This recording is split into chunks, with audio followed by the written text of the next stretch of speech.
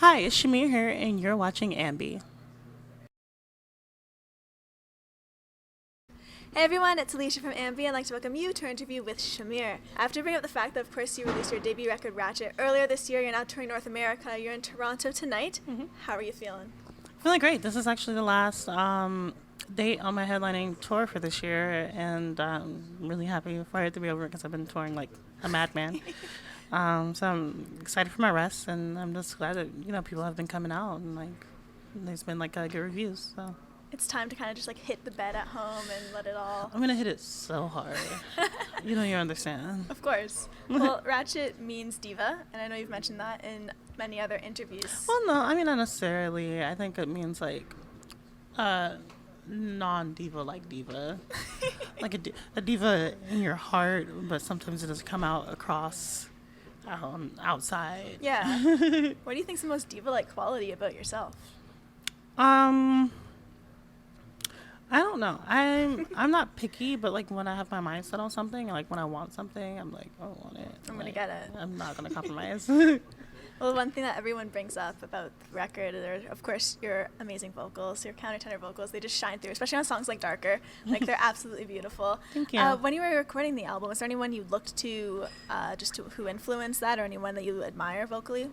Yeah, I mean, I listen to a lot of people, like a lot of jazz artists, like Nina Simone and Ella Fitzgerald and Donny Hathaway and just people like that.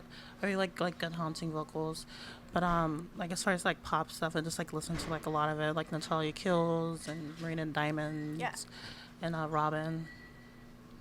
And then, of course, the record, it's a real coming-of-age tale, I find, and especially in songs like On the Regular, there's a very screw-you mentality to it. It's I am who I am, and I love it, I'm going to embrace it, and here's a song for y'all to tell you about it. Yeah. I just want to make sure I was on the same page there. Could you just tell me a little bit more about the song? Yeah, actually, I originally wrote On the Regular for it to be thrown away, because it's I originally got the original music demo for it, and I was like, I can't sing over this, so I'll rap over it. They might not like it, but if they don't, then it's okay, whatever. I tried, and yeah, everyone seemed to like it, even though it's my only rap song, and even though I don't consider myself a rapper per se, I think that song definitely has a lot of it's just my personality to the forefront, and I think it's a good introduction song because it has so much my personality. Because even lyrics, it's just a lot of things that I just say every day. Yeah.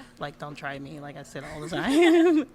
And then just speaking to coming of age, you actually did just come of age as you are now 21, and Yeah. you can play all these wonderful 21 plus shows now in the US. What did that feel like? Was that kind of something that would hinder you in the past? Yes, yeah, totally. And I mean, I guess I can't play 21 and over shows. I mean, you still can if you're under 21 in the US. So, but I don't like the idea of them usually. I try not to do those.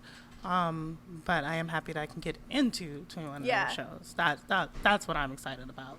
I remember for Toronto, it's 19 plus. Yeah. And I remember that year when I finally turned 19, it was the whole world changed. You Yeah. can now see all these great bands. It really makes a massive difference. Yeah, and it was that was the only thing I was excited about. Everyone's excited about drinking or whatever, and it's I've been touring Europe all year pretty much, and drinking is no problem.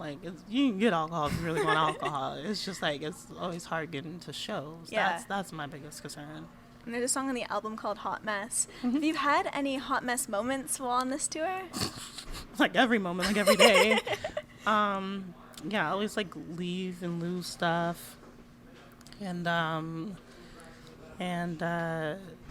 yeah, it was actually funny because one of the people that worked for my label, she went to my New York show and she had a bag of stuff that I had left in London. Oh, wow. That they had shipped back, and I thought I was never gonna see it again. And she was like, "You are such a hot mess."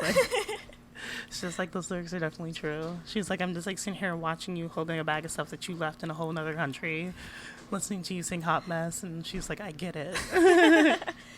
And then, of course, since you've mentioned this is the last show on this tour, thinking back to all of the cities you've played, does anything in particular come out, or is your favorite city that you've played? Yeah, I think my favorite so far, and not necessarily by how good the crowd was or how good I felt I was. It was in Minneapolis, and it was mostly because there was this lady in the front row. had to at least be in her mid to late 60s, maybe even 70s, dancing her ass off. Aw. Like in the front row, pushing all the younger people away, like not caring. She was going in, and That's it was like amazing. the best feeling ever.